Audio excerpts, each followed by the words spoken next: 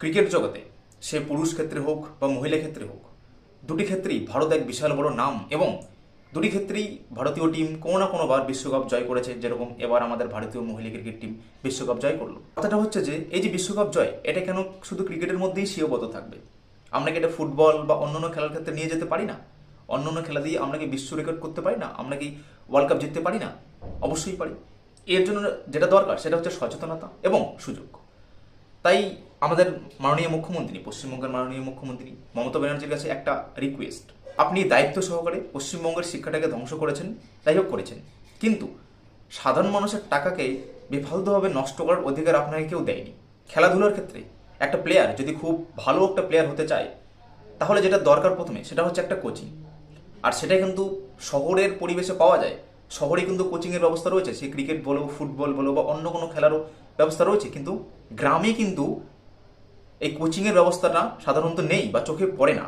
সারা পশ্চিমবঙ্গের মধ্যে যদি আমি দেখি, টোটাল 3379টি গ্রাম রয়েছে, গ্রাম পঞ্চায়েত রয়েছে, এবং এই গ্রাম পঞ্চায়েতগুলোর মধ্যে প্রত্যেকটা গ্রাম পঞ্চায়েতে আমি অন্তত কমপক্ষে, আমি যদি বেশি ধরলাম না, একটা করে যদি টিচার ধরি যিনি কোচিং দেবেন। আমি ফুটবলের কথা বলছি, ক্রিকেটের কথা বলছি না, কারণ ক্রিকেটের ক্ষেত্রে অলরেডি বলতে গেলে আমাদের ইন্ডিয়াতে হ্যাঁ ঠিকঠাক ক্রিকেটের রিপ্রেজেন্টেশন আছে। তাই আমি চাচ্ছি যে ফুটবলের ক্ষেত্রে বা অন্যান্য ক্ষেত্রেও হোক, আমি ফুটবলটাকে এক্সাম্পল হিসেবে ধরছি, অন্যান্য ক্ষেত্রেও হতে পারে।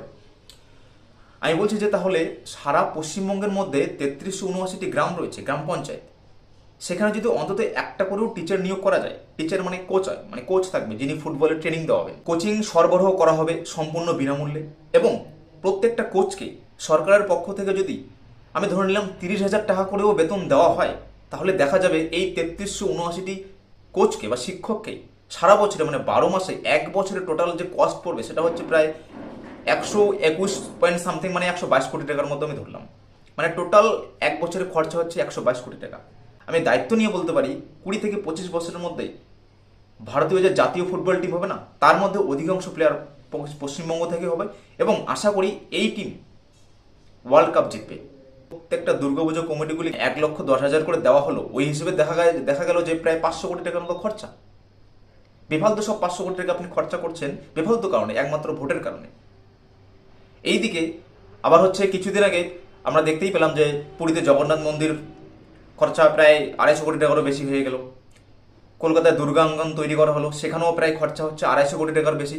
আবার শোনা যাচ্ছে যে শিলিগুড়িতে নাকি মহাকাল মন্দির তৈরি হবে, সেখানেও কিন্তু খরচা 250 কোটির নিচে হবে না। এই টাকাটা যদি আপনি এই ক্ষেত্রে খরচা করেন, তাহলে দেখা যাবে কিন্তু আমাদের খেলার ক্ষেত্রে আমাদের ওয়েস্ট বেঙ্গল ভারতের মধ্যে প্রথম হবে, এবং আমাদের এই ভারতীয় টিম, সে ফুটবল হোক বা অন্য কোনো খেলার ক্ষেত্রেই হোক না